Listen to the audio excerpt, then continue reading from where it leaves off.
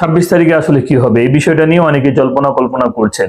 অনেকেই ফেসবুকের মধ্যে পোস্ট দিচ্ছে 26 তারিখে প্রাক্তন প্রধানমন্ত্রী শেখ হাসিনা চট করে বাংলাদেশে প্রবেশ করবে। আবার অনেকেই বলছে 26 তারিখে অনেক মানুষ কোটিপতি ধনী হয়ে যাবে। আসলে বিষয়টি কি? বিষয়টি হচ্ছে টেলিগ্রামের মধ্যে একটা গেমস আছে, এটির নাম হচ্ছে হামস্টার কম্ব্যাট। এই গেমটি খেলে অনেকেই কয়েন সংগ্রহ করেছে, জমা করেছে।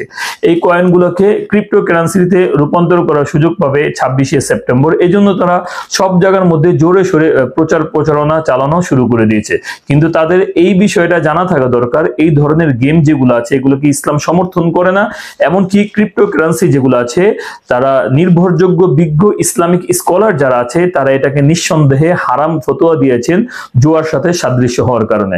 অতএব এই ধরনের গেম যেগুলো আছে এগুলো জুয়া, এবং এই ক্রিপ্টোকারেন্সি যেগুলো আছে এগুলোও জুয়া হওয়ার কারণে এগুলো হচ্ছে হারাম। অতএব আমাদের সকলকে এই ধরনের বিষয় থেকে বেঁচে থাকা দরকার।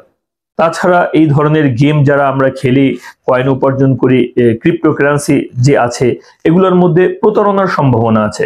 আর আল্লাহ নবী সাল্লাল্লাহু আলাইহি ওয়াসাল্লাম বলেন, নাহা রাসূলুল্লাহ সাল্লাল্লাহু আলাইহি ওয়াসাল্লাম আন বাইইল গররি। আল্লাহর নবী প্রতারণামূলক ক্রয় বিক্রয় এবং এই ধরনের লেনদেনকে নিষেধ করেছেন। এটার উপর ভিত্তি করে ওলামায়ে কেরাম এগুলাকে হারাম ফতোয়া দিয়েছেন।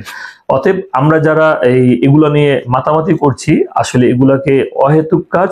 একজন মুসলিম কখনো এই অহেতুক কাজে লিপ্ত হতে পারে না এবং হারাম কাজে লিপ্ত হতে পারে না। এই জন্য আমরা সকলেই এই সমস্ত বিষয় থেকে বেঁচে থাকার চেষ্টা করব। আল্লাহ